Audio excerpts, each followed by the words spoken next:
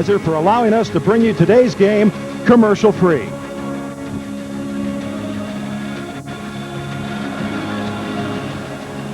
Good crowd of better than 30,000 on hand, as you saw Casey Keller there for the United States and Craig Forrest for Canada. The officials all from Argentina. The referee, Luis Oliveto. Is that good or bad, Seamus? I think it's very good. We need to have good quality refereeing in this zone, and they've decided to go outside the region, which I think is very smart, and to bring in some referees from one of the great traditional soccer countries in the world, Argentina. And considering Balboa and Reina are from Argentine descent, that might help along the way too. Well, there might be some nice conversations there. For the United States, Alexi Lawless is 22, Balboa 17, Eggers 12, Eddie Pope is number 3. There's a look at Ernie Stewart on the front end.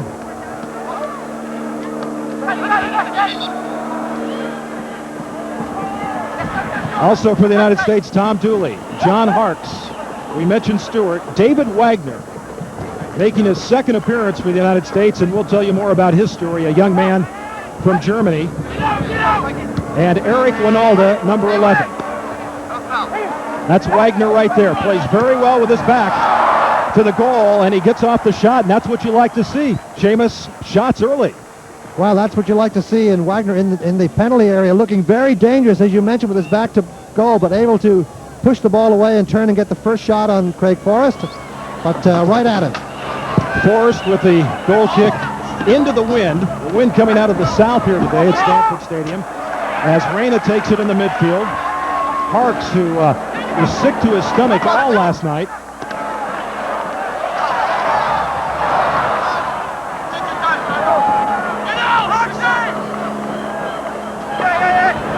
Canada, Colin Miller is 6, Randy Samuel 5. As Reina takes it to the United States, tries to send it down to Winalda. Now Reina comes back for it, and Harkes has it in the middle. John Harkes, number 6. That's Tom Dooley with the distinctive-looking red shoes. Also for Canada, Frank Yallop, Jeff Unger, Lyndon Hooper, John Limniadis, a late substitute, Carlo Corazine, Alex Bunbury, and Paul Pescisolito. As Casey Keller. And already we've seen Claudio Reina go forward. We've seen Tom Dooley go forward. We've seen Ernie Stewart go forward on the right side. That is exactly the game plan for today for the U.S. Long ball sent downfield. Ernie Stewart has it in the attacking area. Stewart, who's had 3 goals in his last 4 games over in Holland, sends it over the top. Let's check in with Ty Keogh. Ty? John Harkes spent most of the warm-up in the locker room hooked up to an IV due to fluid loss. He's got an intestinal virus, so it's some question of how effective or how long he might be able to go. Back up to you, Roger. Okay, Ty, thank you very much. Well, that's a bad piece of news for the U.S. because the one piece of play that John Harkes depends on more than anything else is just a tremendous energy level. All right, you see the yellow to the side of Keller, Lawless, Harkes, the team captain, and Stewart. That means they have a yellow card. If they were to receive another yellow card today, they could finish the game, but they would miss the next game for the United States. So that's something, I think, in the back of Steve Sampson's mind as this game develops concerning some of his players. As we've got now, once again, a build-up here by the United States. Stewart takes it into the area. For Winalda, just wide. Right on the doorstep, Eric Winalda. And this is one of the developing stories here today with Stewart and Wagner and Winalda. That's right. Stewart is the first. Now look at his acceleration there with a good cross. And Eric Winalda knows he should have buried that ball. He was backing up a little bit, and he went to the near post, which is not a bad target area as that cross comes over. But he just was not on top of that header. But Ernie Stewart is just absolutely all over the right side there for the U.S., which is exactly what they wanted to have happen. This was the change that Steve Sampson was talking about, to use Stewart's speed on the flank to move up with Wagner in there along with Winalda, and it's already been paying dividends as they've had a couple of nice runs at the Canadian goal. Ty, what about the weather here today? We have a crosswind, and it's coming from the far side to the near side, and Winalda, as he was going up for that head ball, the ball probably carried a bit farther than he expected, made it more difficult for him to finish that head ball. Back up to you, Roger. Throw in by Frank Yallop, number 2. That's Bunbury, 9 on the near side. He is their dangerous offensive player. 10 is Precious Alito, and Agus will send it downfield. And giving chase back there is the young man we mentioned, David Wagner, number 9. Now a ball comes to the middle, and it's sent to the near side, Frank Yallop, number 2. I mentioned, Seamus, 9 players on this team over the age of 30. There is really a sense of urgency for this Canadian national team who's only made it to 1 World Cup. That's right, and there's a sense of cohesiveness about their play, too, as we see the tackle, the charge from behind there by Watson. That's David Mark Wagner, Watson. number 9, and let's show you the lineup for the Canadians. See Forrest, Miller, Samuel, the captain, and once again the yellow squares are indicating those players with a yellow card in this game. And then Limniadis, who is the late substitute, as the ball is chased out, and it's a penalty. It's a penalty as Forrest came out and busted into Claudio Reyna, and Reyna's holding his head. Well, no question that Reyna touched the ball away from Forrest, and Forrest could not stop his forward progress. As you see him touch away here, and he comes right into him and takes him down with the hands coming flying out. The hands coming out primarily to try to get the ball, but in the end, getting Reyna, as you'll see his hands come up to the ball, but in the end, the foot comes up too on the right side and just chops him down. And that is a heck of an early break for the United States here. Claudio Reyna, as we said, getting forward today, that's the intent, but absolutely buried by the 6'5" Forrest. And this will be Eric Winalda coming up to take a penalty kick. Reyna, we'll remind you, did not play in World Cup '94 because of the hamstring problem, as he now is running towards the near side. Seamus, what's the percentage of these penalty kicks that are made? You got any idea? Well, usually about 80%. And of course, in World Cup qualifying, the percentages go out the window because they're just hugely, hugely important. And this is a big chance for the U.S. to make a statement early and to dictate the game the way they want it to go. Winalda with 28 goals for the U.S. national team. Forrest is 6 feet 5 inches tall. He's a big man, very good keeper in England.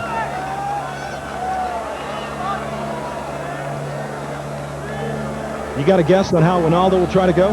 Well, he usually goes to the bottom, to the corner to his left, but let's see what he does this time. From 12 yards out, Eric Winalda in! Score USA! Eric Winalda!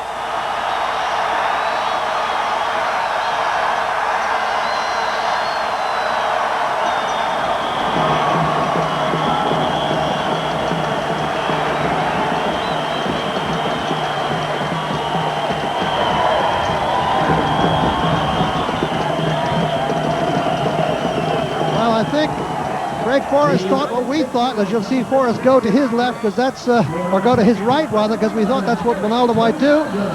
And he tried to fake him a little bit, but Winalda didn't buy the fake. He knew exactly where he wanted to put it, and the U.S. goes up 1-0, and Claudio Reyna is back on the field of play, having gotten some treatment on the side. Big goal in the 7th minute for the U.S. So the United States with Claudio Reyna, and he is such a key figure with Tab Ramos being out of action. And people just keep expecting Reyna to do great things, but he plays in the Bundesliga, but he doesn't get to play. He's a reserve over there. He practices all the time, but he doesn't get to play. And when he does play, it's as a defensive midfielder. Now he's more on offense. There's a foul by Lawless, but tremendous run by Reyna into the box. Well, Ty, what about that injury to Tab? To Claudio. Claudio Reyna came over to the sideline, and he's got some heavy bruising on the inside of his thigh, as also got a welt just below his right eye, so he paid the price to set up that penalty kick for Winalda. Yeah, Forrest got him with both hands in the face as Unger, after the foul by Lawless on the free kick, and swerving ball headed out by Dooley. And that's Eddie Pope, Alexi Lawless, and sent downfield by Balboa. Long run here by Winalda. Winalda centers it, now pushed from behind. Wagner was right there, pushed from behind and no call. Well, Wagner might have made a little bit of meal of this if he'd hit the deck, which is what an awful lot of cynical players will do. You see a little push there. He doesn't hit the deck as he might have done, and he might have drawn a penalty there, but I don't think so. There was a nudge, obviously a bit of a push, but didn't look that serious. See the clock running up to 45 minutes as Lawless sends it across the far side touchline. So just what the doctor ordered. Alexi Lawless. Yeah. Of course, he is the most recognized of all the United States players. He had the most minutes for the U.S. in '96, and he's played more for the United States in the last 4 years than any other player.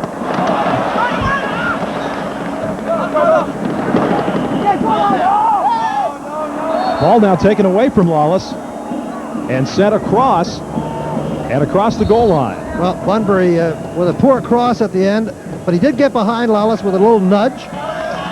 And so Canada getting a little bit of possession up front, but not looking that dangerous because the U.S. in the air at the back is very, very solid. Keller is terrific. This segment of the game is presented commercial-free by Nike. And the other players at the back, Balboa, Pope, Lawless, and Dooley when he gets back, also very strong in the air. Ball headed across the near side as Agus will chase it down. There's Jeff. He has really filled a vital role for the United States team. He was a captain in John Hart's absence when Hart's was out with an injury. Well, he's one of the most important aspects of the U.S. team bringing the ball forward because he's a naturally left-sided player, and you love to find those. And he's also done what he was asked to do by Steve Sampson, which is to get his offensive side of the game going back in '95 and '96, and now he's really almost an automatic pick for this U.S. team. There's Craig Forrest. Played in England since '88. Big, strong keeper. Sends a long ball down as Pope got a hand on it. Eddie Pope, who had a rather sore ankle, was over in the Far East with his DC United team and flew all the way back to Washington to have the ankle x-rayed before coming here to California late Wednesday night and then training on Thursday and Friday. But Steve Sampson very glad to have Eddie Pope on that back line. Boy, this goal has taken a lot of pressure off Steve Sampson too, because of the Hark situation.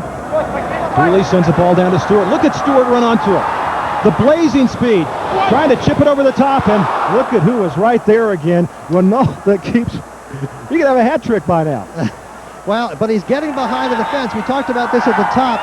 Because of Ernie Stewart's killer runs on the far side, the defense is having to drop into the middle. Now you'll see this ball come all the way over the top because they've got to slip into the middle to cover up the middle players. But look, he's around behind the back.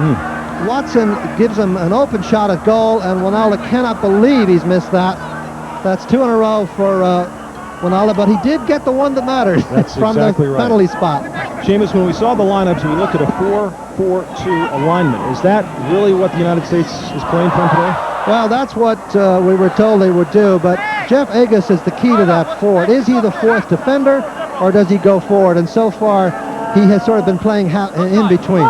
You saw Randy Samuel there, number 5 for Canada, 34-year-old defender. As Stewart sends it right to the middle. Ronaldo, it's blocked inside. Should be a corner kick. Yep, should be. Mark Watson was right there in front of him, and it went off Watson across the goal line. TV22 in Burlington, Vermont. Well, Ernie Stewart is just murdering the Canadian defense over there. Colin Miller is absolutely out of his depth. Cannot do a thing with Ernie Stewart's pace and quickness over 10 yards. I'm Roger Twibell, along with Seamus Mallon. Ty Keogh is down on the sideline. The United States with an early 1-0 lead. Look at this, and goal! USA! What a beautiful play by Eddie Pope.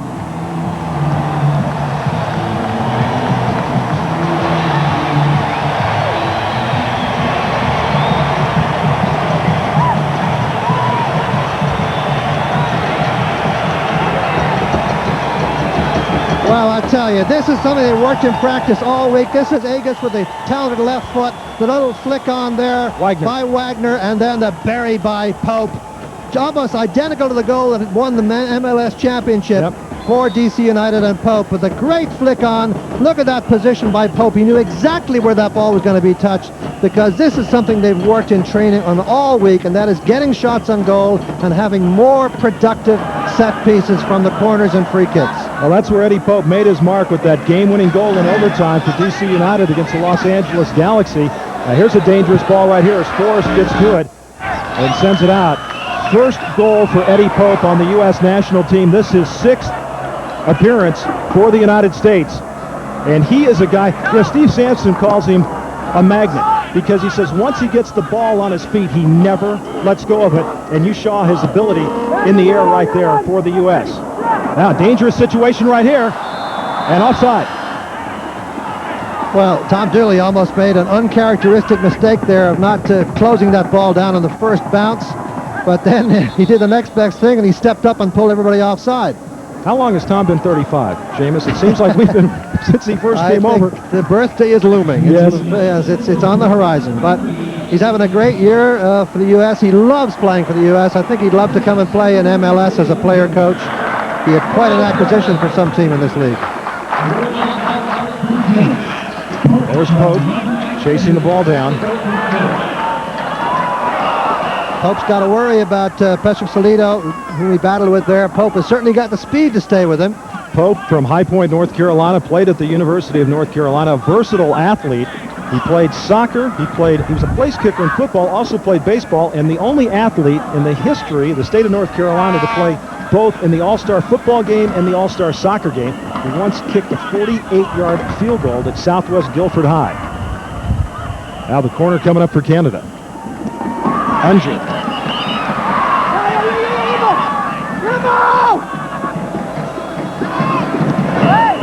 Limniatis sends it inside, headed out by Dooley.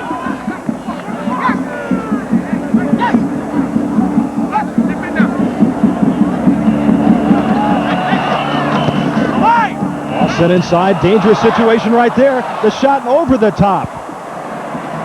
Boy, wow. Bunbury really had a good look at it that time. Yeah, and a bad breakdown by the U.S. there with all kinds of players around the ball. No one could reach it, and Bunbury really should have done better with this. This is a good cross in, but look, there's one miss, there's a second miss, there's a third miss, and it sets up the chance for Bunbury, and with the player coming in on him, I think it was Hark sliding in, he managed to knock it over the top. Good sliding tackle by Reyna, and next on ABC, A Passion to Play, the making of a champion. Explore the lives of 3 young women determined to be the best. That's coming up next, right here on ABC Sports. Well, so far a story of 2 game plans, one going exactly according to the way it was drawn and the other not at all. Canadians hope to establish early pressure, get the ball back from the U.S. on their own end. That hasn't happened very much. The U.S. plan to counter out of midfield, or to attack in numbers out of midfield and use Ernie Stewart. There's the shots on goal. The United States 7, Canada just 1 as Lawless and Balboa back there. Now, Marcelo can't get to it. Oh, he's tripped from behind, too, by Hooper, but again, some breakdown in communication there between Lawless and Marcelo Balboa. Marcelo is a sweeper coming over. He's got to clear this one away. This has got to be, you can't mess around with this one. He makes a bad half volley off a Canadian defender. Attacker rather, Hooper, who then wins the ball illegally. Marcelo was almost a forgotten man. He only played 16 games with the Colorado Rapids last summer because of a foot injury. There. Well, you can't hug him. He might be your friend. Well, he's given it the other way, claiming that Wagner was backing into his man and preventing him from getting to the ball. He sort of had a headlock. That's a little bit of a headlock and a pullback and a foot between the knees to kick that ball the other way. There's a good sliding clearance by Balboa. That's a little improvement over the last one in the closer to goal a minute ago on the left side. Marcelo played 180 minutes in China. You know, he was a forgotten man in the semifinal qualifying of CONCACAF, and he's really made a terrific comeback. He is a very strong of mind, and physically he's had to make several comebacks in his career as Wagner. Look at him chase it all the way. David Wagner is a young man that was discovered by Tom Dooley, a teammate of Dooley over in the Bundesliga with FC Schalke. American father, a German mother, spent a couple of years as a child in the Los Angeles area before moving back to Germany. And Steve Sampson really loves this kid. He says he can play with his back to the goal, and that's exactly what Eric Winalda needs. Yeah, Steve Sampson got to be very happy. Doesn't look quite so at this point. Coaches never look too happy, it seems.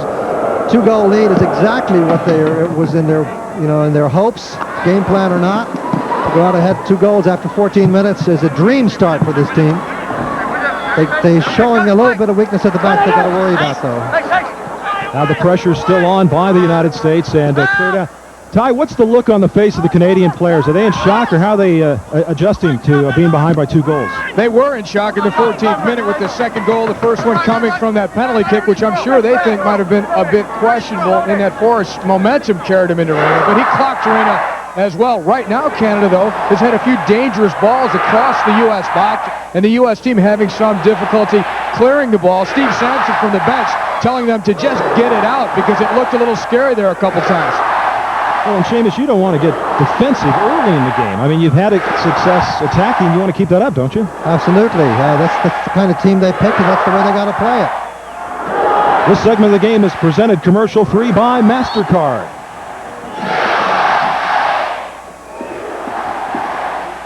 Crowd of around 30,000 on hand here today at Stanford Stadium. Team trained here all week. Cool, temperature about 60 degrees, overcast skies, and what I think Ty is also talking about is that Canada has looked a little dangerous getting down the flanks a few times around the outside of the U.S. defense, and that's something they got to be a little bit concerned about as Ernie Stewart comes forward. Boy, he has so much space there, Seamus, and Stewart takes the blast from outside. He has been playing so well over in Holland. Stewart with 3 goals in his last 4 games for his club over in Holland, NAC Breda. And he was on fire in practice yesterday. His spirits were terrific. He worked tremendously hard. The last guy to leave the field, and he certainly has shown his enthusiasm in this match so far. Well, the U.S. had a very spirited practice session right here at Stanford Stadium yesterday. Stewart's got to love the freedom that Sampson's given him on that right side. All headed back out by the Canadians and sent in by Unger. A lot of the balls being served up to Eric Winalda are not the kind of service that he likes or he's best at, which is a ball high in the air with his back to goal against a big, tall defender like Randy Samuel.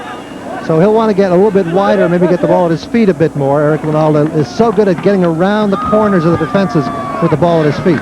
There's a look at Casey Keller. How good has he been? 6-1-0 in 1996 for the U.S. national team. And he has not allowed a goal in 360 minutes.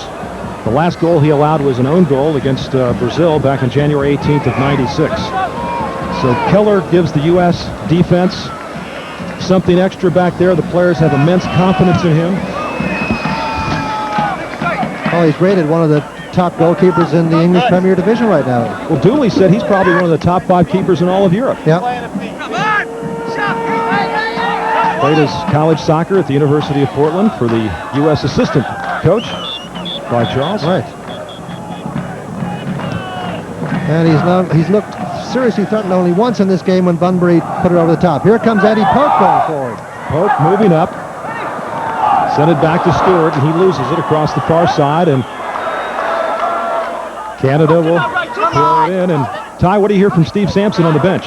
Steve Sampson has just given the word to go to a 4-4-2 formation, which will bring Agus back as the left back. He wants to consolidate this 2-goal lead and not give any space up on the flanks. James talked about the danger when Canada got wide and sent in some crosses, and so that'll bring Harks a little bit more to the left side and out of the central midfield.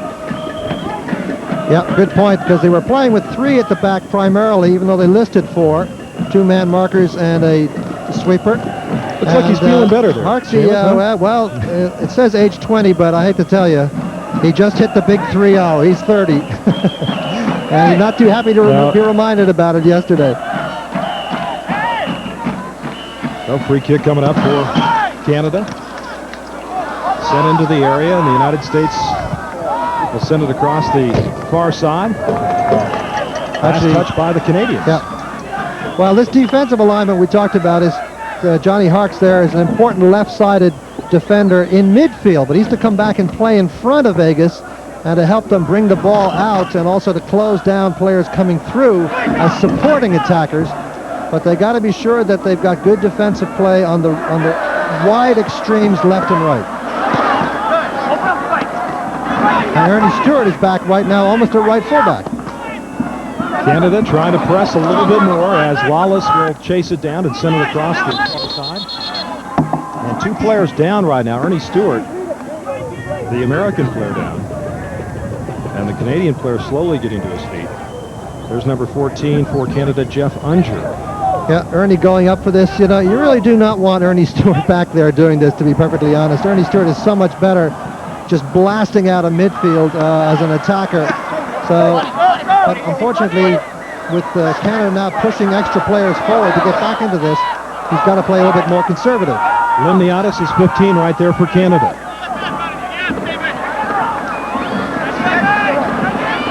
Number 5, Randy Samuel, sends it back. 14, that was Unger who had it. Limniadis, you mentioned, Roger, he has definitely gone forward. He's just there almost fouling Agus, and Agus with a dangerous pass. Yes, and Keller is able to quickly come out and clear it across the near side. Keller yelling at his defenders to get their concentration back, and he's right. It's getting sloppy out there. They've got to tighten things up. Bunbury marked there by Alexi Lawless. Now Agus comes up with the sliding tackle. I mean, you could hear Marcelo Valbello yelling, stand up, meaning don't give yourself away by sliding and losing your footing. Bunbury sends it back. Gallup is number 2. He gets it back to Bunbury. Lawless right there on him. Now double teamed with Agus, but Bunbury able to get it in the center, and Reyna got a piece of it. Offside. Late flag. Took him a while to make up his mind. Seamus, what does this man look for? We see the offside call. Sometimes we can't understand why they called it. Well, he's got to watch the last defender and the most attacking Canadian player. You'll see the ball come out here now. He's got to watch also the passer. Watch the ball come. There's the pass release. Now he's got to look and see, is everybody out in front? And he brings the flag up late, but he was right. The last Canadian defender was, or attacker rather, was behind the last U.S. defender when the ball was released. So that's the second offside for Canada. The U.S. hasn't had any yet.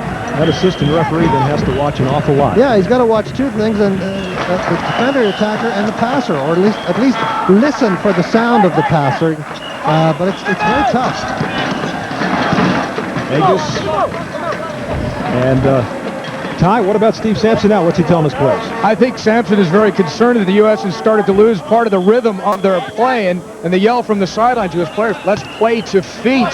In other words, get that rhythm going again. The flow of play has been broken up for the U.S., and the fact is possession is what it's going to take to get them back on track. He wants them to go for that 3rd goal, but they have to keep the ball first. Well, on the possession factor there, you saw Agus losing the ball or having it blocked because he couldn't find anybody to play it to. Yeah, he was very frustrated. He put his hands up and he said, where are you? You got to come back to me if I can't get it to you. Ball sent downfield. Pesha Solito's been very quiet so far, Seamus. He has, but he's one of those explosive players that will be out of the game for 35, 40 minutes and a half, and then all of a sudden you look around and he's gone and he's bearing down on goal and scoring. So Eddie Pope can't afford to relax on him one bit. That was an errant pass earlier by Ernie Stewart that was taken away by the Canadians. Now chasing it back down, Mark Watson, 13. That's Watson right there, traps it off his chest. Watson, 26 years of age, formerly played with the New England Revolution, but a lot of these Canadian players, Seamus, don't even have teams, as Bob Leonarduzzi, the Canadian coach, the first Canadian-born national team coach. He's been on the job since 1992. Very good player in his own right. Helped the Vancouver Whitecaps win a NASL title back in '79. And he's got to be feeling a little bit better about the fact that Canada is now holding the ball and making some progress down the wings and giving some of the U.S. defense problems in the middle. Corazine sends it up on top of the goal. Yeah, goal kick. Well, Cello so far, okay, a couple of heart-stopping errors, but he's obviously an important player back there to keep that defense organized. Tom Dooley does it so well when he's sweeper, but they really want him more into midfield. And actually, excuse me, Roger, Tom Dooley himself likes to play in midfield. Ronaldo trying to get it to Wagner. And last touch there by number 2, Frank Yallop. Did you take a look at Tom Dooley? Dooley playing for the team he grew up idolizing, FC Schalke. Yep. Reina drops it back to Tom Dooley. Wagner. We've got a real Bundesliga connection here right now, Seamus, with Dooley and, of course, Wagner. Ronaldo played in the Bundesliga at one time. Yep, they certainly... here's a good chance now. Yep. Dooley running onto the ball, but taken away. Nice tackle there by Corazine. And now sent upfield to Bunbury, who gets it to the near side and sent back by Limniadis. Yes, with possession, and Ronaldo didn't realize that Harks had sent the ball down to him. Yeah, Ronaldo had made the run into the space, trying to get around the back of the defense that we talked about, and Harksey played the short ball to him, thinking he was going to check back and pick it up. Corazine is 12, sends it to the near side for the Canadians. Bunbury with Lawless on it. Lawless getting a lot of help from Agus, who's dropping back on the dangerous Alex Bunbury, 29 years of age, plays in Portugal, as this segment of the game is presented commercial-free by Budweiser. Sent into the area. Pope on Pescisolito. Now Lawless, go ahead and send it across the near side, and a throw-in coming up for Canada. Well, Alexei, I think, does need help. Bunbury is so good on the turn, and Agus has got to be sure that he covers in a little bit more behind Alexei rather than out in front of him all the time. Pescisolito with the drop inside. Well, it was a nice ball there. Hooper got a foot on it, and the United States defense responded to the challenge.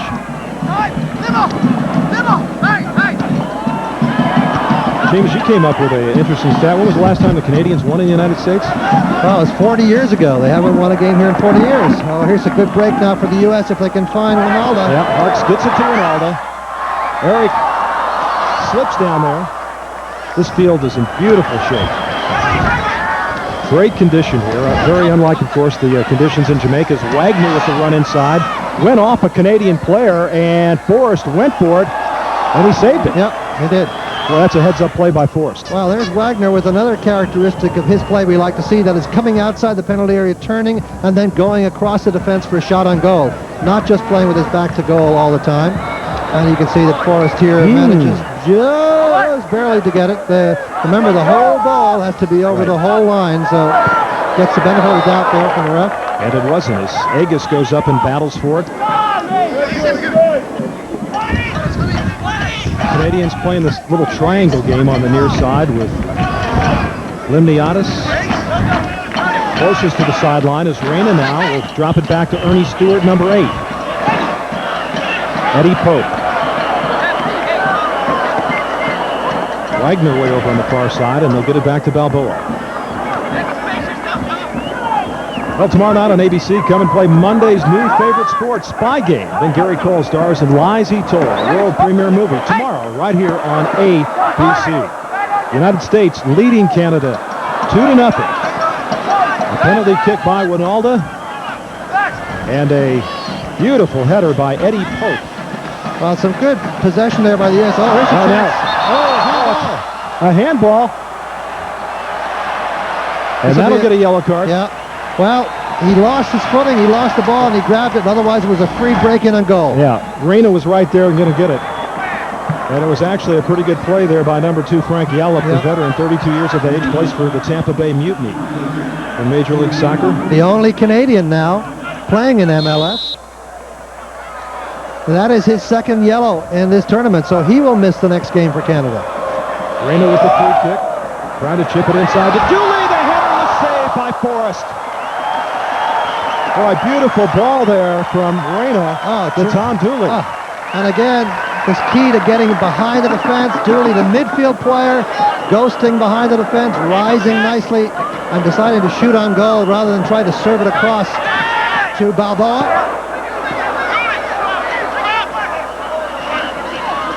Canadians near side. That was Mark Watson sending it upfield. The United States with 9 shots on goal so far. Canada just 1 as Reina in the midfield area. Watch Stewart on the wing. Couldn't get it to him. Brings it back to John Harks. Wagner.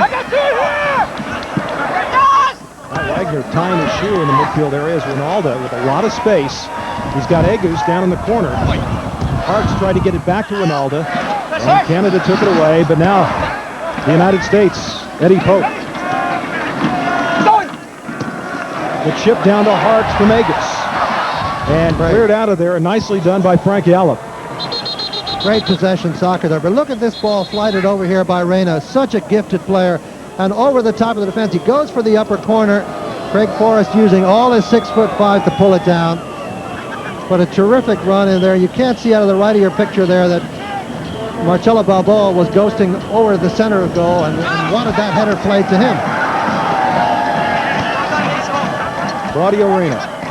When he got to Bayer Leverkusen in the Bundesliga, he started 11 games for them, Seamus, in '96, but has not had much game action, and it's a real concern to head coach Steve Sampson, because is he game fit? And it seems like at that 60-minute mark, Reyna seems to hit a wall, and that concerns Sampson greatly. Well, it does, and it's an important feature for him today. That is for Sampson to know he has a 2-goal lead, so that some of these problems, such as a less fit Harks and maybe a 60-minute Reyna, aren't quite as critical if you're having a 2-goal lead. You can bring some strength in off the bench, like Mike Sorber, for instance. Bunbury has been double-teamed all day over there by Lawless and Egus. And Bunbury is a rather thin player, and I think that will wear him down before this day's over. Well, there's another difficult head ball for Ronaldo, but he does well to get it back to Pope. Canadians now sending it down, and Keller comes out. Casey Keller gives you so much back there. He has a poise and presence about him that it exudes confidence. And all the players feel it. And his quickness off the line. I mean, you saw there he had to come up and win that to take the pressure off retreating Marcelo Balboa, and he did it beautifully. Actually, the way Canada likes to play Seamus in the air fits right into what Keller sees on a regular basis over in England, as the ball now cleared out to the near side. He certainly sees his share of high balls in the penalty area in England. And Canada does play that style. That's Lyndon Hooper 8 there, you saw. Yallop is number 2. Ball sent into Reyna. As Hooper dogging him from behind, and Eddie Pope will bring it back to Alexi Lawless.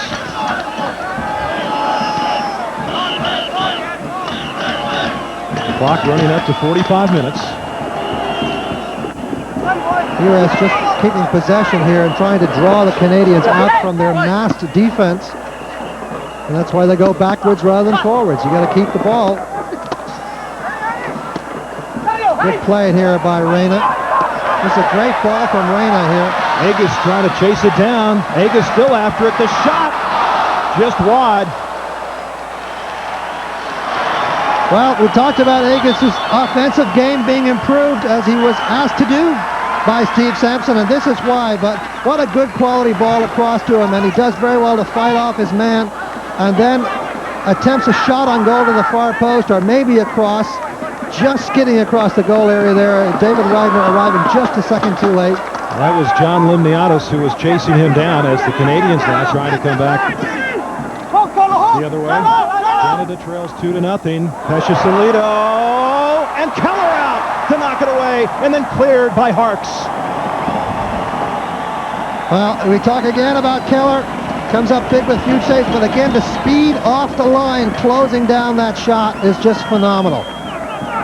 There's no doubt, Seamus, in his mind, he makes such quick decisions. Yep, he makes very quick decisions, and he brings a lot of physical sort of intimidation with those decisions as he comes out, and just really defies shooters to beat him. On the foul against the United States. Free kick coming up for Canada. Keller setting his defense.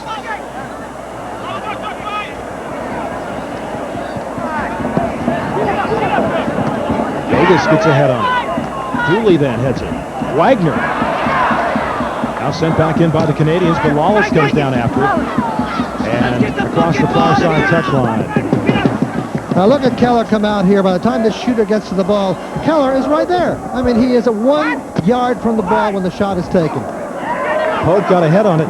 You know, it's interesting right now as Pesciolito just wide. Good chance right there by the 25-year-old who plays at West Bromwich.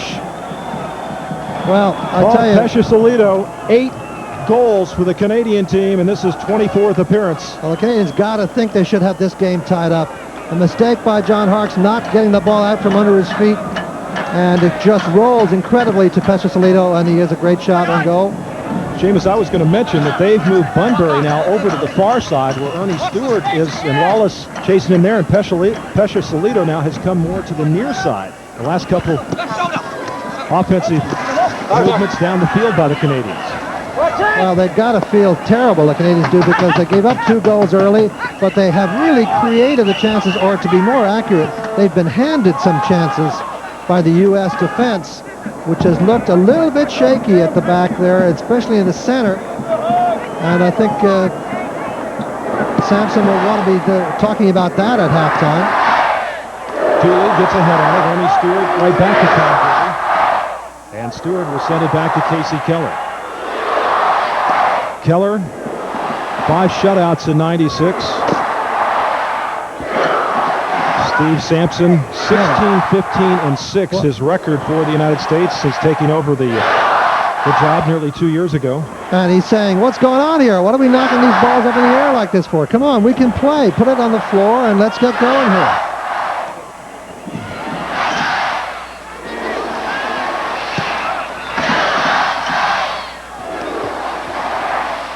Well, Canada trying to press offensively as Pope loses it.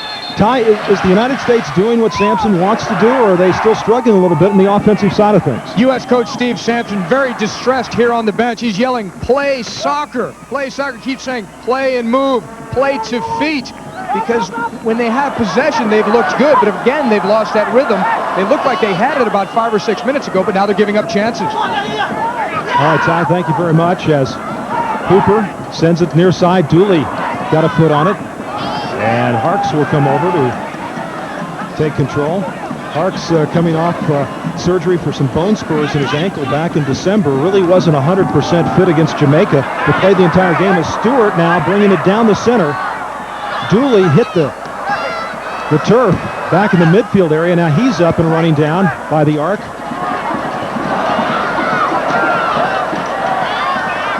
The United States. This is better. This is better now. A lot of touches right now. Harkes in the middle will send the shot in off the post. And Forrest will come and get it. And Wagner was in the vicinity, but he just couldn't get to it. Well, Harkes looks like he might have surprised Forrest there. And this may be the last we'll see of John Harkes for the day, because as we mentioned, he's been very, very sick, and 45 minutes may be all you can get from him. But he wanted to, if he's going to go with a vengeance, and that shot just off the post. And I think Forrest was there to get it, but somehow went over his hands. Oh, great ball from Reyna. Harkes chased down from behind. That was Hooper who grabbed a hold of him. Stewart now sends it near side to Eddie Pope.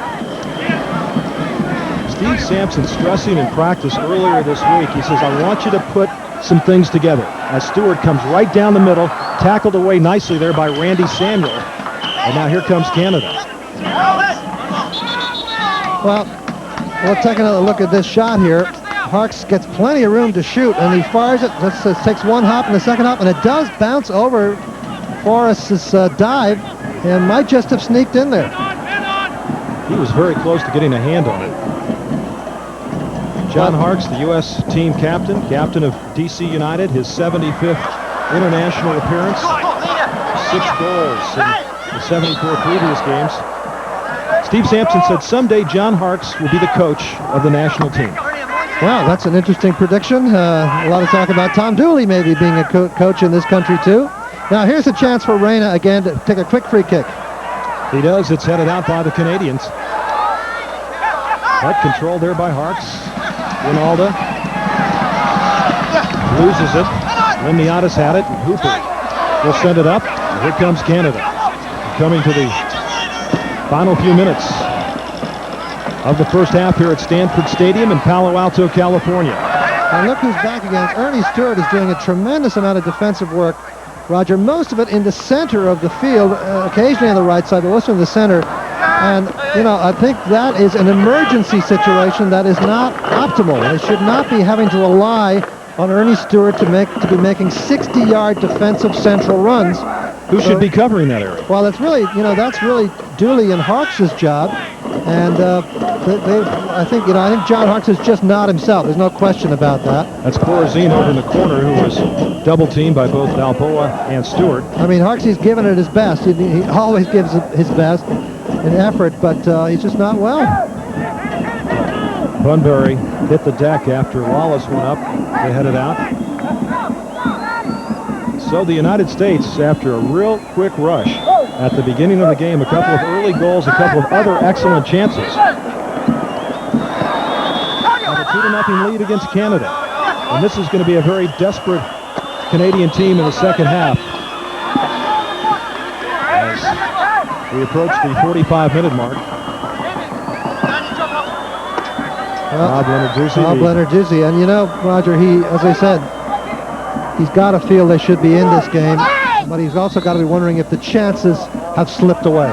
Because, Seamus, you only get so many good chances. Yeah, right, you do. I mean, there are only so many, and the U.S. took advantage of theirs. They missed a couple, but they took two. And Canada has had really almost better chances and hasn't put them away.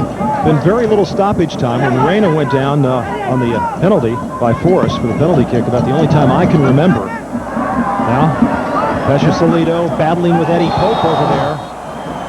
Oh, boy, I tell you, give a lot of credit to Eddie Pope on this piece of defensive work, because he's got Pesha Salido against him, a quick, nimble player, and Pope in the penalty area puts the challenge in, not worried about the penalty, has a lot of confidence in his ability to play it, plays it wide, draws the foul. Well, this young man is going to be a factor for the U.S. national team, started the last 5 semifinal matches, as we've now reached halftime here at Stanford Stadium in Palo Alto, California. Eddie Pope with the second U.S. goal. Ronaldo with a penalty kick. And the United States leads Canada 2-0. Let's go down to Taikio. Steve Sampson, it's great to get an early lead, 2 goals, but it can be a little bit of a curse, too. Well, 2-0 result is often very dangerous because 1 goal for Canada puts them back in the game. So it's a psychological game right now. It's very important that we get that 3rd goal right away. What does the team need to do different to reestablish that rhythm? Well, I think we need to stop playing to their strengths. Keep the ball on the ground, combine more through midfield, look to find Ernie Stewart more behind the defense, look to find John Harks wide on the left and JF Eggers wide on the left. Play our game, which is playing to beat. Thank you, Steve. Good luck in the second half. Back up to you, Roger. All right, Ty, thank you very much. The United States, with a win today, would get 3 points in this World Cup 98 qualifying match against Canada. And we'll be back with more in a moment. Sunday nights at 6:30 on WVNY. At halftime, the United States leads Canada 2-0. Let's check in with Ty Keogh. Ty? Thank you, Roger. Ideal conditions here for the players, an overcast sky, cool temperatures, but also a good atmosphere here at Stanford Stadium. Sam's Army in their red shirts behind us here, giving great support to the USA, and that's what they need to help them get to France. All right, thank you very much. There's a look at Claudia Reina. 25 touches in the first half for Reina. Ronaldo got 16 touches. Well, so those two working very well together. Well, the U.S. is a man short right now. What's going on? John Harks is not out on the field. And they're trying to start the game, and he's not there. First half statistics, the shots jump right out at you. And in fact, they do in the shots category, or the biggies. The fouls are only 13, which is a bit of a surprise. Thought there might be more. But we've got a curious problem here. John Harks is not here. And Steve Sampson is on the sideline talking to the 4th official. And there's no explanation. Now, running right there for the United States is their trainer. That's Jim Hashimoto. And he is running into the locker room. So they might start the second half 1 man down if Harks is not able to come back out. Ty, do you know anything more about this? I saw Ernie Stewart go over to the referee, and he motioned to his stomach. Harks is having stomach problems, and now he's on his way back onto the field. Okay, there's John Harks. Last night, very sick to his stomach. Took some IV fluids before the game, and the trainer doing a good job to go in there and say, John, time to go. Time to get out in the field. Jim Hashimoto. That's a little ominous, though, Yeah. Roger. I mean, if he's that sick in the locker room at halftime, how can he seriously expect to play a World Cup qualifying match second half? I think they've got to think about getting somebody up and ready to play in case he has to come out. Well, remember, he played in Jamaica at about 50% with a bad foot on a bad field, so he's a tough guy.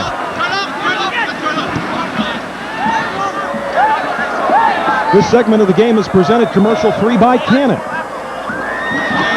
We're underway, second half from Stanford Stadium. So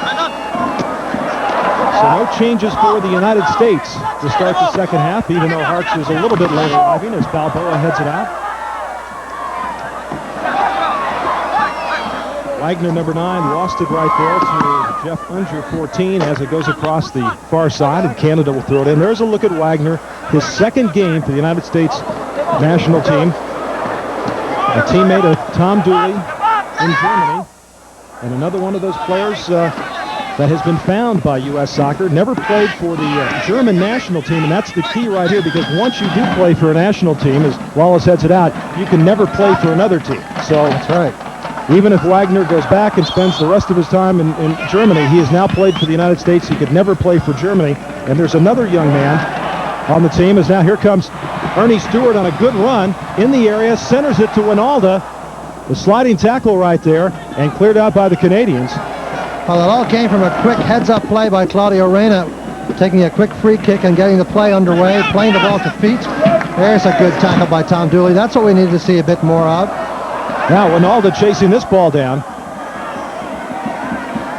Winalda chipping it inside. Stewart had already run past it, comes back and gets it. Stewart will send it back to Claudio Reyna. Unger out there marking him. Reyna with the left foot. Chapped off the chest of Eric Winalda and chased down the far side by Randy Sandra of the Canadian team. Now inside by Winalda, and Tom Dooley couldn't get to it as Forrest comes over to pick it up. Well, Dooley made the good run out of midfield there as Forrest intercepted it, but Tom Dooley made the good run out of midfield to support the wide run of Winalda. Winalda making the wide run, opening up spaces for Tom Dooley to run into. But Dooley's defensive work and his good tackling is also very important. Agus gets ahead on it. Dooley in the midfield, sandwiched between two Canadian players, and it's chased down by Canada as Eddie Pope will go after it. And a foul going to be called on Agus right there. Yeah. Well, but that's where Bunbury is so scary. He can turn on a dime and go at you, and he did that time, and Agus was adjudged to have gotten his foot in there and knocked him over. But look at the sandwich there on Tom Dooley, and referee says play on. The ball runs loose, and that's when Bunbury made his run. Now, here's a set piece for the U.S. They've got to have a good defensive wall here, and let's see what kind of creativity Canada comes up with. On the shot, and just wide past Casey Keller. He had it covered well. Pescia-Solido with the left foot. There's a look at number 10, Paul Pescia-Solido, 25 years of age. Their best offensive player right now. Scored 3 goals in the 4 World Cup qualifying matches as Canada went 3-2-1 to earn their way here. And Seamus, it's going to be interesting if Canada can't come up with a point today. What happens to their chances to go to the World Cup? When they saw this schedule, which had them playing two of the leading contenders for the World Cup in the first 2 games, they were very concerned, but the players were quite confident. Agus taken down by a hard tackle. And we're going to get a card. Yeah, we're going to get a yellow card. Yeah, that is a yellow card. And we'll take a look here as it's tucked away very nicely now. There's Agus won it. There's a foot coming flying in over the top. You see the foot coming over the top, getting the shin. Very dangerous Limniadis, looked like John Limniadis, number 15. Yes, it was. Limniadis gets the yellow card. He was a late substitute today for Dasovic. Who had a pulled groin muscle. Reyna will send it over to the far side as Harks runs it down.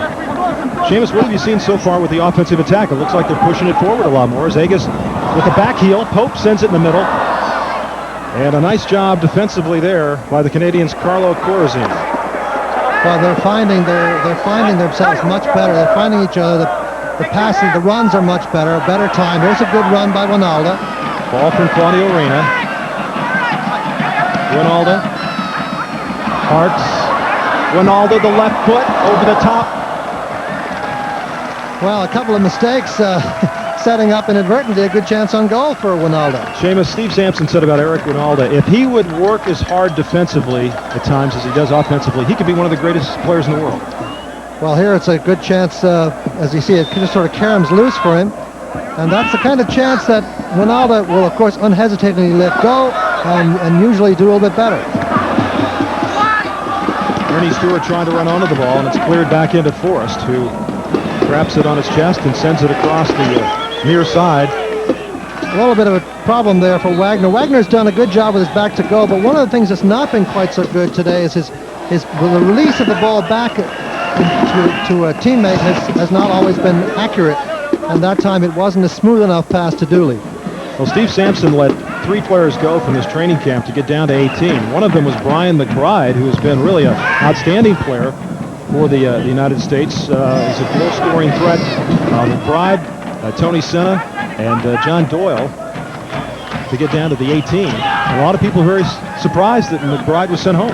Ernie, take this guy on. Well, the jury is still out on whether McBride can play well with Winalda, and certainly Wagner shows that he can. But McBride has still got a big future with this team, no question about it. He and Lassiter both. Those two have teamed up awfully well, especially in the semifinal round of this CONCACAF World Cup qualifying. Now the Canadians trying to put something together. Mark Watson back there at 13, sends it to midfield. Getting a bit darker here. Alto California, as the flag goes up on the far side. Well, the U.S. needs to achieve possession, not just to get a third goal and essentially kill the game off, but also for the more mundane purpose of keeping the ball away from Canada. They don't have the ball, they can't score.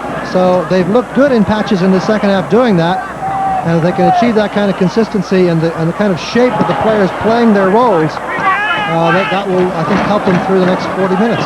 Strong leg there by Keller as Reyna not able to bring it down. There gets a piece of it, and Winalda, little chip to Wagner, who does the splits and not able to come up with it. Wagner suffered a very severe compound fracture of his leg in '94, and really has not played that much the last couple of years. As quickly put into play by the Canadians as Corazine sends it down to the corner, and Pope running after it, and it goes over the goal line. Great play by Eddie Pope. I mean, this is a young player, 23, and shielding the ball beautifully out of play there. There's going to be a substitution now for Canada. Well, we've got a number of American players, Seamus, stretching also down in the end zone. So Ian Frazier. Following the substitution in the 62nd minute. Replacing number 6, Colin Miller, number 3, Ian Frazier. So Colin Miller will come out. Yeah, and it looks like Hooper is coming out. Fernando Aguiar, number 21, and Ian Frazier check into the game for Canada.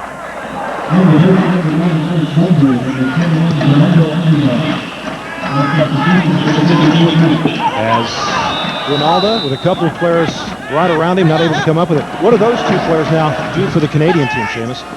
Well, I think Colin Miller has had a tough day. Oh, nice play, Eddie Pope. Tough day trying to contain Stewart, so that's some fresh legs on and Ian Frazier to try to cut down those runs by Stewart.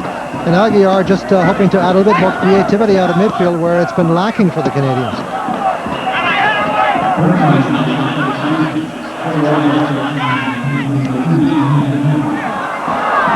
Now back down to the other end. Lawless and Pope both there as Corazine was in a dangerous position, but the United States defense able to take care of it. Now Reyna with some space in the middle. And deflected right there by Aguiar, who just checked into the game, number 21.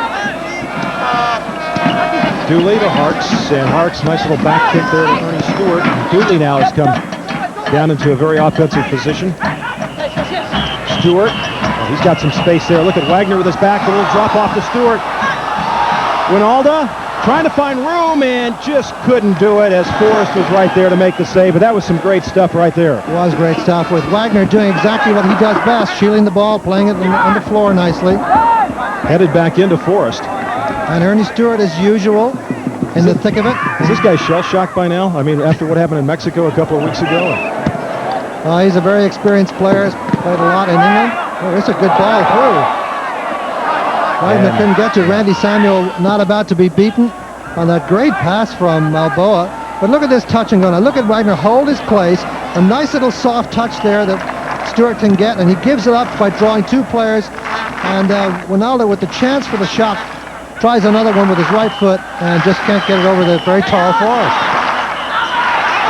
Ball in the middle, and Reyna takes it away, and this segment of the game is presented commercial-free by Nike as Reyna sends it down for Ronaldo.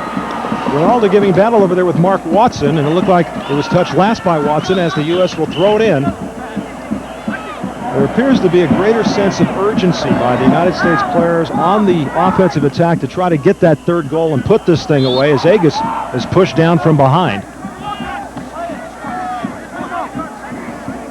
Well, you see Frazier's come in there at number 3 in place of Colin Miller. And in the midfield, they've had Aguiar, number 21, has come in to play in place of Hooper. And the players with yellow cards indicated by those squares to the left of their name. Now, free kick coming up. Agus will send it inside. Balboa was right there. So Marcelo Balboa just got a piece of it. Yeah, Balboa is very good in these set pieces. He comes up. Well, they very often are looking for a player like Alexi Lalas, who's just so big and easy a target. It's a very skillful low header also is Balboa. Forrest with a goal kick. Agus gets a piece of it. Pesha Salido. And it's going to be just wide. Goodness sakes, coming up was Jeff Unger, who was right there in front of the goal mouth and couldn't find it. Well, this all comes because the header beats Agus over there, and Pope has to close him down. And there, as you mentioned, Unger wide open, just not able to get it in. But another good chance resulting from a U.S. error is Jeff Unger, who played for the New England Revolution, but not anymore, as they have released all 3 of their Canadians. That's Ian Fraser coming down the near side. Yeah, Unger, a player last year that saw a lot of time for the Revolution, 3 goals and 3 assists in 29 games, and Unger found out just before the game against Mexico in Mexico City that he was released, which had to be a little unsettling for him as the ball sent down and Reyna runs onto it. Great play by Eric Wijnaldum coming back to help out Reyna. Reyna's having a great game today. He's doing a lot of defensive work. I mean, he's supposed to be up top, but he has come back to help out a lot and start the attack deeper. Saw the left thigh of Claudio Reyna bandaged up. A hamstring injury kept him out of World Cup '94, but he's played more than anyone else in the semifinal qualifying games of CONCACAF, which got the United States to this round as Agus with the shot. There's a little Band-Aid right there. I got some spikes. Probably in that challenge from the goalkeeper, Forrest, when he came out and got him with arms and legs. U.S. is going to have a corner. Yeah, and this is where they scored a goal on a set piece. They've had 2 goals from set pieces, a corner kick and a penalty kick. Harks on the corner. And John able to run it down. Unger was there with him. Claudio sending it inside. Dooley trying to work his way in and free himself up. Back to Claudio. Wagner, the shot, just off the side. Good effort there by David Wagner. But what a great run, too, by Reyna, serving up the ball to Wagner, who does a good thing in turning and trying to get the near post, catch the keeper by surprise. But it was a great ball from Reyna setting him up, and he has 2 players on him, but he goes by them both, goes to the near post, but Forrest was there in good position. U.S. has primarily now got to sort of put the clamps on in midfield, because that's where the game will be decided from here on, unless some mistakes are made. They're slipping and sliding a lot in this lush field. Field is in absolutely great shape. It's superb. Now Balboa will send it across the near side into the bench of Canada. The United States getting set to make a substitution in a few moments. Michael Mason will be coming into the game, and he is a very interesting story. And here it comes now. There is Michael Mason. For And Hearts. ladies and gentlemen, he's going to come into the game. This will be his first national team appearance. This young man, American father, who's in the service, just recently retired in Germany, German mother, and he was found while Steve Sampson was surfing the internet. Amazing. It was Sam's Army. Somebody had a contact in Germany and said, well, there's a kid playing over in Germany that's got an American father. He's got a twin brother named Marco. He had never been to the United States until last spring when he came over to train with Hamburg from the German Bundesliga. And he has got incredible speed. And now that he has played in a game for the United States, he can never play for Germany. And I think that was one of the goals for Steve Sampson today. Well, that seems to be an echo. Here, we've heard this once already for someone else. Well, here comes Canada now with a chance. The U.S. got to clear these dangerous chances. And headed out by Balboa. Nice job there. The shot taken high by Frank Yallop, number 2. Yallop with a good look at it from outside. Let's see now where exactly Mason's going to play, because he is a wide player. So he looks like he's come to the right side of midfield as we see this shot by Yallop sailing over the top. So no problem there. But Mason is playing on the right side of midfield. And the captaincy now has been passed on to Eric Winalda. Thought I saw him being given the armband, but we'll see if that's the case. And now maybe actually Eric then passed it on to Balboa. So Balboa is captain now. There'll be a move around in midfield. Canada moving up. That's Aguiar 21 trying to run it down, but Balboa got to it first. It'll be interesting to see now if Ernie Stewart goes over and plays Hark's position in midfield. Wagner got a foot on it, but not enough as Unger sends it to Pesce Salido. That's number 10, Pesce Salido, and Balboa once again with a foot on it. The Canadians attacking. The United States leads it 2-0 as Lawless heads it out, and Ernie Stewart will run it down. Wagner. And want to remind you, coming up Thursday evening at 8/7 Central Time, World Figure Skating Championships presented by MasterCard. American Todd Eldridge is the defending champion. The pride of Chatham, Massachusetts, if I may say so. Seamus, I knew you'd get that I know, he's training in the Now there's Midwest Mason and so forth. in the area. Whoa. And brought down from behind by Frazier. Now, one other note on Mason, his father's from the Philadelphia area and has only been back to the United States a couple of times, but this young man, number 14, we're going to hear a lot about him, Michael Mason. He's got a twin brother, Marco, who plays in the German 3rd Division. Well, he's got to be on the right side, so he's really taking, I think, Ernie Stewart's right side role, so that'll be interesting to see how Frazier at left back does with him. And then, as we mentioned, Stewart's gone over to the left side where Harks used to play. Unger was brought down there as Claudio Reyna right on him. And Aguiar, 21, trying to set things up as the ball sent down right at the top of the area. Dangerous play on the near side and cleared away there by Thomas Dooley, and it'll be a corner coming up for Canada. Nicely done by Tom Dooley as the U.S. were badly exposed there around the right side. And the ball came awkwardly to Dooley, but he just played it out beautifully. Look at, they're beaten with that great ball through behind. Now watch Dooley just ever so casually flick that ball over the line. No panic there. Third corner kick for Canada, and it's a very high ball. Look at Keller come out and get it. No problem, Sir Casey Keller. Look at the smile. Little smile on his face. He says, I do this every week. No problems, yeah. England. Well, John Harks came out of the game, and let's check in with Ty Keogh to find out the reason why. Roger, I sat on the bench with John Harks. He told me his head's pounding. He does feel dehydrated. He says it's really a shame because he felt so good in training this week after coming back from that ankle surgery, but he just couldn't go anymore. Seamus, a couple of things we ought to mention about this qualifying. There are no overtimes as the United States and Jamaica tied it 0-0. 1 point for each team, so no overtimes. And also, it's important to score goals because that could be used in a tiebreaker situation. That's right. So you want to continue to go forward as Canada's doing a nice job. Pesce Salido with the shot. And he's given Alexi Lawless and Balboa and all those U.S. defenders something to think about today. They got to worry. Alexi's got to worry a little bit about the speed with which players can turn on him. So far, Bunbury has gotten away just about once. But Pesce Salido also comes from a deeper position. He goes back and makes those runs, and that's where the central midfield defense has got to check him out and not let the ball get to him. Precious Shalito with 5 shots on goal today. Ronaldo has taken 6 shots. As you take a look at Eddie Pope, and he is going to be a fixture, I think, for a long time with this U.S. national team. Plays for DC United. And the shot taken, not really much on that ball by Fernando Aguiar. Well, but Canada, alarmingly for U.S. fans, getting some shots on goal. Not well hit by Aguiar. Not well hit at all by him.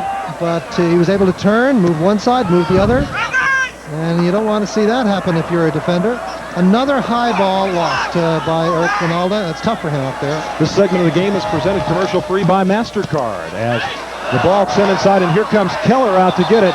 As Corazine sent it in there, and contact. Yeah, Bunbury came in. I think he could really have avoided that. It was very clear that he had no chance for the ball.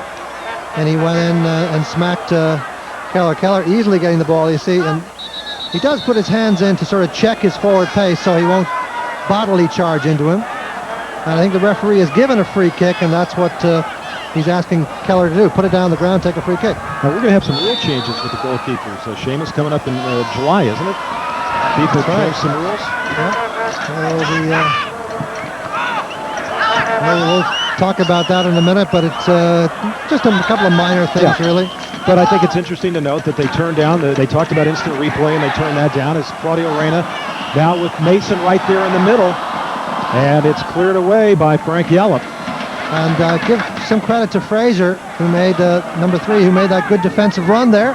Picked it off nicely. Mason, I don't think, was aware he was there. But this is better for the U.S. now because they're finding each other. They're not giving the ball away, taking time off the clock, and looking to go forward. Aegis drops it off his chest, back to Ernie Stewart. Stewart to Reyna. There's Balboa with a lot of room in the middle. Marcelo Balboa tries to find Mason in the corner, streaking down the side, but nice job by Liminatis over there as Balboa gets a head back on it. And here comes the United States again. Stewart was looking at Mason. Now Dooley with Wagner, and Wagner has just pushed off the ball. No foul call as Mason sends it back to Reyna. Now over to Aegis on the far side. The United States doing a good job of creating space, spreading the field, as you have to figure some of these Canadian players have to be leg weary. Mason running after it, and let's see what it'll be. He's giving a goal kick here. Yeah, Liminatis and Mason were doing battle, and last touch by the United States. You see Mason said he was giving me a little bit of this, Seamus, with the elbow. Yes, right. that happens. But Canada needs to get more players forward. I think you'll see the midfielders coming forward, particularly Lemniatis, to try to help them out. That's under 14, marked by Dooley. Slip it down the sideline to Corazine, and Reyna was right there with him. As we move up to the 68th minute, and the corner kick for Canada, Jeff Unger. And Dooley got a piece of it. Nice job there by Tom Dooley. And Michael Mason will send it forward to Aegis.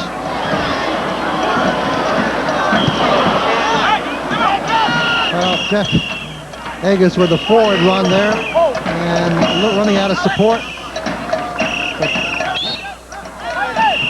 Foul given by Wallace, but it's good to see the U.S. defense coming up into midfield to try to put the pressure on a bit more and win the ball back early, because if they wait until it gets too close to goal, then a mistake here or a carom there, and all of a sudden the ball's in the net. You saw Alexi Lawless a moment ago. He got his first goal for the United States in a 16-month period against China on February 1st. He had been in a real dry spell. As the blast taken from outside, and right there is Keller, as Unger didn't have a chance.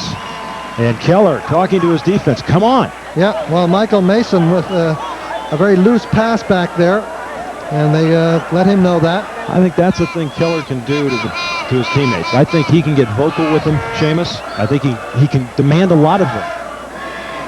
Well, he's got a lot of credibility, let's put it that way. Good work by Reyna again. Great stuff in midfield from Claudio Reyna today. He had Aguiar marking him there. Aegis on the far side.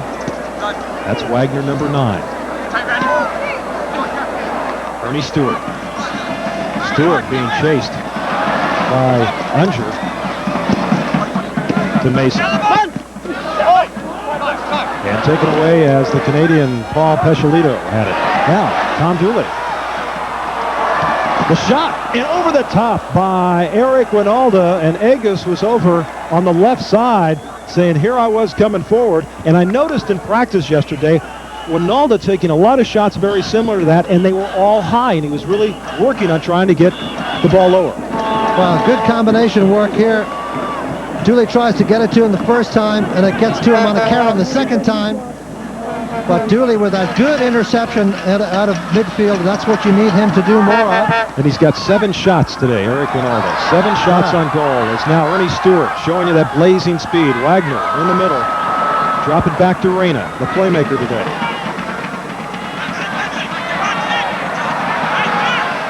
Winalda. And Agus way open on the far side. Drop kick back to Mason. Mason will send it in. And it has to be cleared away by number 5, Randy Samuel. And it'll be a corner kick for the United States. Well, Samuel doing the wise, safe thing, but a great piece of work with Winalda setting up Michael Mason. And unfortunately, his cross was too far into goal as Ernie Stewart was wide open at the penalty spot. Now watch this little back heel by Winalda right here coming up. And that sends Mason in. A quick early ball, but it eludes Wagner. And Ernie Stewart was wide open. Winalda to take the corner. This is the 3rd corner kick for the United States today. High ball. And coming out to get it is Forrest, using all that 6'5" inches.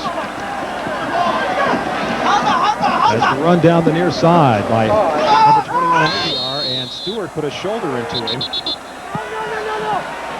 And that's going to be a yellow card for Stewart, and Stewart came into this game with a yellow card, and that means that Ernie Stewart will not play in the next game for the United States against Costa Rica, down in Costa Rica.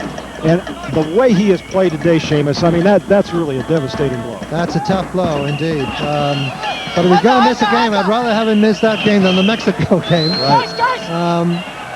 Which, of course, will be televised here on ABC Sports in Foxborough, Massachusetts on the 20th of April. United States and Mexico. And, of course, former U.S. national team coach Bora Milutinovic.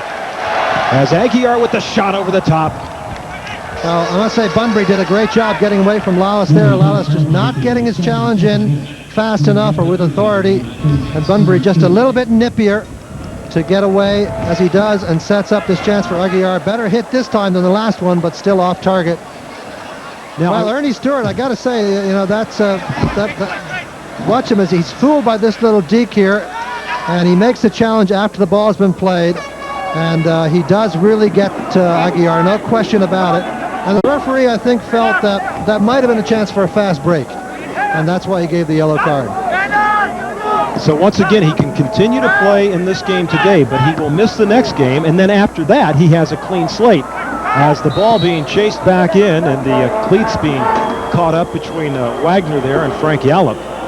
And he's still shaking his head. Well, he's upset, I think, with himself. He got conned a little bit by Aguiar's little deke and move, and but he also obviously thinks it was not a yellow card offense. Dooley giving a chase, Corazine right there with him, and another whistle. I think there's a whistle in the crowd. Somebody's blowing a whistle in the crowd. That's what you heard. Probably right, Seamus. I do get fooled by always that occasionally. Very wonderful, helpful fans who do that sort of thing. And Dooley was all over Corazine that time. As Aguiar with Wagner and Lawless now, and he's tripped by Aguiar. Well, the boys are getting a little vocal down there, folks. Well, you know, Alexei might have gotten away with that ball there. I mean, certainly he was fouled without question. He just reached in a second too late. Otherwise, he was off to the races there with a fast break. But this man, Aguiar, saw that coming, took him down. Let's see, he loses the ball here. And then you'll see him take the legs out from under Alexei Lawless. And that is quite a bit of lumber that falls when Alexei Lawless goes down. Winalda with the ball in midfield. Off the side of the right foot to Ernie Stewart. Now back to Winalda. Sliding tackle there taken away by the Canadians. Pope runs onto him. Agus. Agus has played a very solid game today. Look at Wagner being held in there. Look at Wagner being held. Look at Wagner fighting. Look at Wagner brought down. No call. Unbelievable as Randy Samuel was all over him. And that gets the crowd going here at Stanford. Sure it does. It looked like he was wrapped all around him. And but there's an awful lot of this tugging and pulling that goes on between strikers and central defenders, and the referee obviously felt they were both at it, but it looked a little different from the partisans' view here of the USA. This segment of the game is presented commercial-free by Budweiser. As Ronaldo sends it down to Dooley, chips it inside, and oh, Michael Mason was right there, just a little bit too far, as the U.S. will have a corner. Look at this hold, two-handed hold, not a one-handed hold. I mean, and then he lets go of him and makes the foot tackle. What do you think? Because they've already had a penalty today? Well, they call 2 in one game? I mean, an awful lot of this stuff lets it go. Is allowed to go these days, unfortunately, or whatever your point of view is. It's you know, as the great Italian defender Gentili said, this is not a game for ballerinas. Oh, okay. I remember when he said that, as a matter of fact. World Cup 90, wasn't it? Yeah. Now, Agus with the corner kick. Fourth for the United States. Lawless was right there, but Forrest did a great job. And look at Forrest now bring it down. A little touch of Jorge Campos here. Salida. They wait on it. No offside. Now they get the call. Unger was down there, number 14. But how do you like that? As Forrest now just getting back to his defensive position.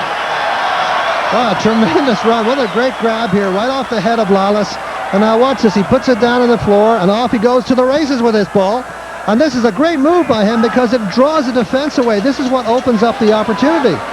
It splits the U.S. defense, draws them towards him, and opened up that central attack that Claudio Reyna finally got back to help break up. There's a good win in the air by Eric Ronaldo. He's been looking for some of that. Just hasn't dropped his way in this game. Dooley got a piece of it. Eddie Pope chasing it down. Pesciolito over there. Pesciolito's very quick. He beat Pope to the ball. And Aguiar sends it into the area, and Lawless clears it out.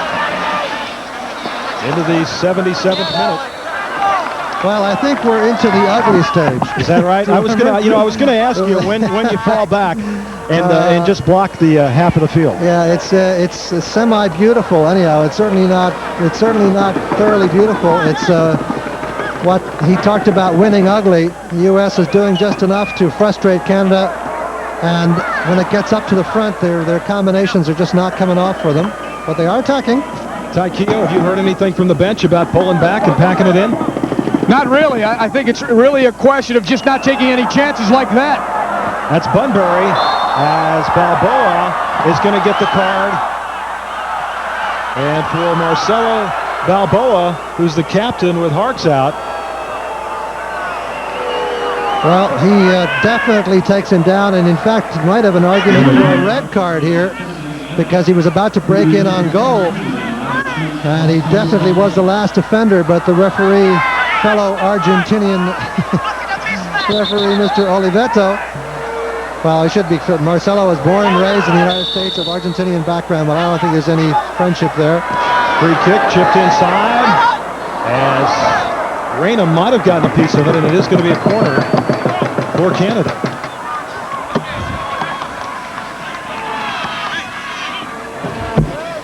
So another yellow card added to the list for the U.S.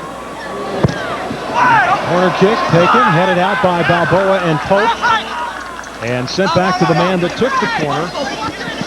That's Jeff Unger, number 14, and now Balboa solidly off the head as Reyna gives chase. That was Ian Frazier, number 3, that sent it over to the far side. Now back to the middle of the field for the Canadians. And the offside. Yeah, they were well offside, but once again, they had 3-0 break, and Keller wins the ball. Yeah. I mean, the flag was up, they were going for the ball, and Keller is incredible off the line. You see the ball played through here now, and you'll watch the Canadian players all behind the defenders. But meanwhile, here comes Mason again at the other end. Ball off the back of a Canadian. That's number 2 there, Frank Yallop. Now Pope. Ernie. What a good first touch by Pope. Wagner loses it. Dooley, and now a whistle. And they come back and spot it outside the area. The foul I think the foul given against Wagner there, I think, or maybe it was fellow German-American Mason. So we've got 3 players from the Bundesliga playing for the United States right now, and Julian, Wagner, and Mason. All 3 similar stories. American fathers, German mothers. Mike Sorber is beginning to warm up down there. I don't know if that... It looks like he may want to come in. As Lawless doing battle with Bunbury. All right, Sorber getting ready to check into the game. As Corazine on the near side, and Lawless able to clear it away. Less than 10 minutes to go here from Stanford. Keller coming out. Now Keller taken off as Dooley clears it away. Once again, an aggressive move by Casey Keller.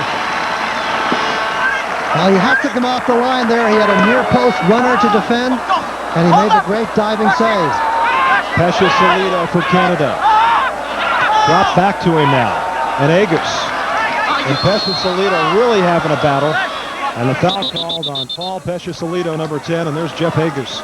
And this will be a substitution for Claudio Reyna, who ought to get a great round of applause. But look at this great dive out here. See that near post run and a heading attempt on goal by the Canadian player, but he knew he could not allow that to happen, so he came early, made the dive, and cleared it away. And Reyna comes out, and Mike Sorber comes into the game. Sorber from St. Louis, Missouri, played with the Kansas City Wiz of the MLS last year, was traded to the Metro Stars. What does he bring now to the table for the United States? Well, he's very strong defensive midfielder. Of course, came into his own in the '94 World Cup, where he sort of was an unsung hero. But it clearly means that they're going to tighten up the midfield defense. Aguiar, number 21, with Lawless on him. The left foot sent inside, a couple of Canadian players. Pesha Salido right there, but Mason comes from behind to take it away. Now the Canadians get it back. Unger. That's Pesha Salido again. Mason trapped it beautifully on his foot and sent it outside, and now Wagner will come down for it. Great job by Michael Mason. Well, great job by Mason twice, and the first time they messed up the clearance. And the second time he really cleared the lines. But Mason doing a nice job helping out there. That's the most important thing he's done since he's come on. A piece of defensive work for the USA. Mason plays for Hamburg in the Bundesliga. There was that offside down there by the United States. Now a long ball sent in, and Keller will give chase. And it's sent back outside. Lemonatis sent it in there. Agus got a head on it. Very loose play by the U.S. here, giving Canada much too much time on the ball. Sent across the Canadians. Right on the doorstep and over the top. Lemonatis took the shot. Well, tonight on ABC, an all-new Lois and Clark, followed by America's Funniest Home Videos, then Tori Spelling and Jason Brooks star in Alibi. World premiere movie event. That's tonight, right here on ABC, and we've got some light rain starting to fall here in Palo Alto, but unofficially about 6.5 minutes left to go, unless there's some stoppage time added on. United States leads Canada 2-0. 2 very early goals. The penalty kick by Ronaldo in the 8th minute, and then Eddie Pope, the header, in the 14th minute. And many other very good chances for the U.S. today. And Seamus, the question we had at the top is the ball sent down now to Wagner. Wagner with a couple of defenders around him. Stewart was there by himself momentarily. Wagner doing a very good job to maintain possession. Agus sends a high cross to Dooley. And Unger will bring it away. But I'm curious about, we talked about Tab Ramos at the top. How has the U.S. responded without him today? Well, they did the things they needed to do early that he can do all of the game. I mean, they got the offensive flow of the game very much their way.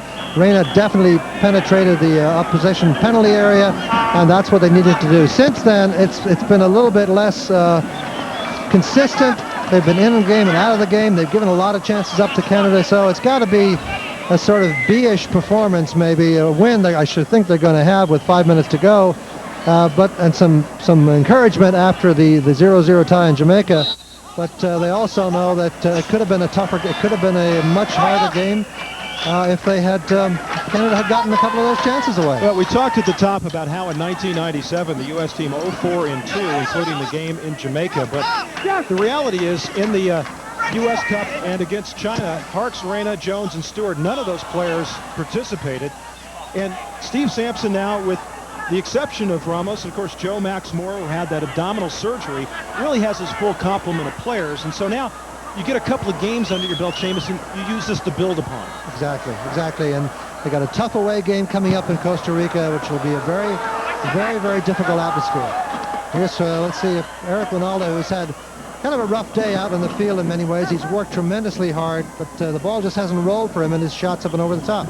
Ty, I'm curious your observations on how this U.S. team has played with that Tab Ramos today. Hold on just a moment as the Canadians once again attacking the United States as Pope will send it out. Anyway, Ty, some observations from you of the play today without Ramos. It's just one less option for the USA at midfield in keeping possession and also getting forward and behind the Canadian defense. Now Ronaldo down at the other end. Ronaldo's had 7 shots on goal. He drops it off to Agus. Now Agus slips. Gets possession back and cleared out by the big man, Randy Samuel of Canada.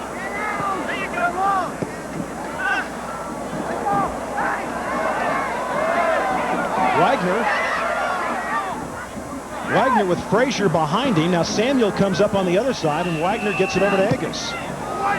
And cleared out there by Frank Yallop as Pope sent a Canadian player, Pesha Salido, down in the midfield area. Well, Ty's point, I think, is very well taken about Tab Ramos. Mike Sorber is the kind of player who can come in. Eddie Pope there had a very good game. But Sorber's the kind of player who can come in and be a very good continuity player. The player you can play the ball to, he'll safely keep it going. But there's no one, except for Reyna, with quite the creativity and surprise in his play that Tab Ramos gives you. Well, they're expecting Ramos back in June, but a torn ACL, you just never know. Balboa made a great comeback in about 7 months. But how Ramos will be able to come back is yet to be determined. But he, after bouncing back from that devastating injury, the fractured skull he had right here in the stadium against Brazil, if you can come back from that, I think Tab Ramos has got the toughness to make his way back through an ACL. I would think so. Yeah. You're right. I would think so. Interesting. Well, we got about 2 minutes left, but it's just going to be launching the ball forward now by the Canadians. And this man, Casey Keller, working on yet another shutout. I mean, his record in World Cup for the USA is tremendous. Well, we mentioned to you, Keller was 6-1-0 in 96. He had 5 shutouts in 96, so this will be his second shutout so far in 97, the 0-0 tie. He's had 3 saves today, but he has been so aggressive coming out and making his presence known. And he does make the offense react to him. He's a tremendously proficient goalkeeper. He's got also an unusual competitive streak to him. Refuses to be beaten. Good work by Ronaldo there. Terrific play by Eric Ronaldo. And if Canada doesn't score, as Mason takes it down, it will be 450 consecutive minutes without a goal. As Stewart takes it and scores! USA! Ernie Stewart!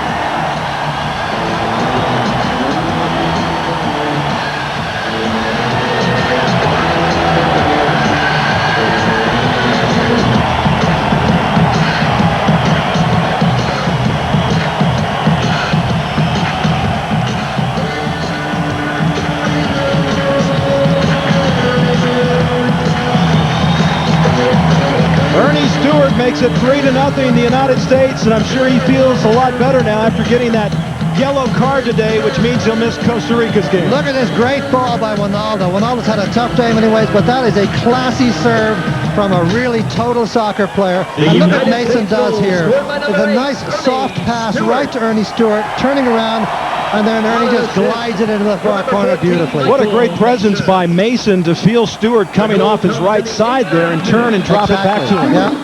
I mean, that's what you talk about, peripheral vision, eyes in the back of your head, or just awareness of knowing how to play this game and knowing that Stewart should be there. Now watch this move here. He turns beautifully, sees him coming. These guys don't speak together too much because they don't share the same language quite yet, but they share the same soccer language.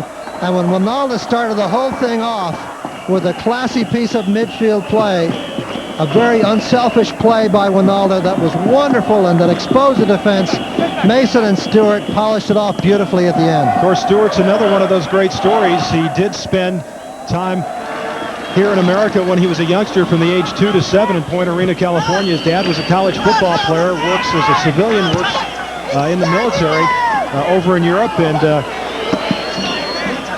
his mother's from over there and was an outstanding sprinter. And Ernie Stewart was another one of those kids that was found by the Federation, American father. And he has just been a force. As I mentioned at the top, he scored 3 goals in his last 4 games over for his club in Holland. As we are in stoppage time, with the United States leading Canada 3-0. Canada lost 4-0 in Mexico, 3-0 in the United States. Obviously, this is tough to come back from here on, but they are quite confident that these are their 2 most competitive games, the 2 away games. Now they've got to regroup. For the U.S., they're tied for first place now with Mexico. And this is a great result in terms of goals because Mexico got 4 goals against Canada, so the United States with 3 today, and who knows, maybe one more, as both Dooley and Mason running onto it. But that means a lot. If there was a tie-breaking situation, they would go to goals scored first. Yeah, well, this was a big goal for them, but also an important victory just to stamp their authority on this group, saying, hey, we're going to France, and somebody else has just got to find a way to stop us. Who do you think are the 3 teams, Seamus? Mexico, the United States, and who? I would think Costa Rica is still going to be very difficult to beat. They played 0-0 with Mexico today at home, and they will be a hard team to beat. I would look to them to be the third, with Canada giving a battle for that spot. You know, Jamaica's dangerous at home. They've not lost there in a year. Matter of fact, beat Mexico in Jamaica, and they can be dangerous, particularly with the conditions that the United States saw down there. Right. But I think they're a little bit like wine. They don't travel well. And that's the whistle. And the United States has beaten Canada 3-0. And they earn 3 points in this World Cup 98 qualifying match. And now share the top spot in CONCACAF. The teams from North America and Central America with 4 points apiece. And we'll return here to Stanford Stadium in Palo Alto, California with more in just a moment.